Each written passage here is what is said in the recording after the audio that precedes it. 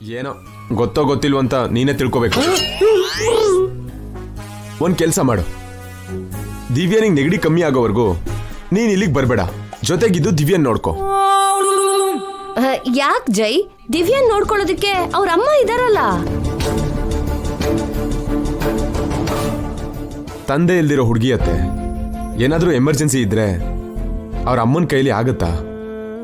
ಅದೇ ಪಕ್ಕದಲ್ಲಿ ನಾಣಿ ಇದ್ರೆ ಹೆಲ್ಪ್ ಮಾಡ್ತಾನೆ. ತಕ್ಷಣ ಹೋಗು ನಾಣಿ. ದಿವ್ಯಾ ಹುಷಾರಾಗೋವರೆಗೂ ಅಲ್ಲೇ ಇರು, ಅಲ್ಲಿವರೆಗೂ ನಿನಗೆ ಲೀವ್. ಆದ್ರೆ ಸರ್, ನಿಮ್ಮನ್ನ ಯಾರು ನೋಡ್ಕೋತಾರೆ? ನಾನ್ ಇಲ್ವಾ ನಾಣಿ ಅವ್ರೆ? ನಾನ್ ನೋಡ್ಕೋತೀನಿ.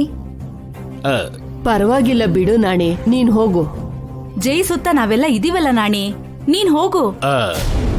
ದೈ ನಾಣಿ, ಜೈ ಹೇಳ್ದ ಅಂತ ಅವ್ರ ಜೊತೆ ತುಂಬಾ ಇರಕ್ ಹೋಗ್ಬೇಡ. ನಿನ್ ಹೆಂಡತಿ ಹೇಳೋದನ್ ಕೇಳು, ಉದ್ಧಾರ ಆಗ್ತದೆ.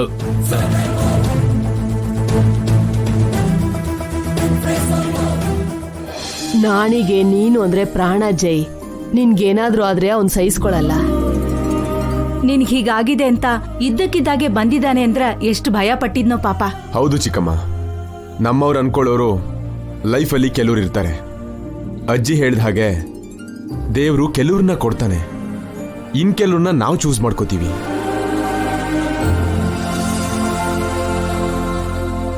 ಡ್ಯಾಡ್, ಮಾಮ್, ಅಜ್ಜಿ, ಚಿಕ್ಕಮ್ಮ, ಅತ್ತೆ, ಮಾವ ದೇವ್ರು ಕೊಟ್ಟಿರೋರಾದ್ರೆ ರೂಪಾ ಆಂಟಿ, ಗಂಗಾ, ನಾಣಿ, ದಿವ್ಯಾ, ಅಭಿ ನಾನ್ ಚೂಸ್ ಮಾಡ್ಕೊಂಡಿರೋರು. They never disappointed me, always close to me. ನಿನ್ ಲಿಸ್ಟ್ ಅಲ್ಲಿ ನಾನಿಲ್ವಾ ಜೈ? ನೀನು ಫಸ್ಟ್ ಲವ್ ಮಾಡಿದ್ದು ನನ್ನನ್ನೇ ಅಲ್ವಾ? ನನ್ ಬಗ್ಗೆ ಯಾಕೆ ಹೇಳಿಲ್ಲ? ನಿತ್ಯ, ಇವಾಗ ನೀನೇನಾದ್ರೂ ಅನ್ಕೊಂಡ್ಯಾ? ಇಲ್ಲ ಜೈ, ಯಾವ್ದ್ರ ಬಗ್ಗೆ?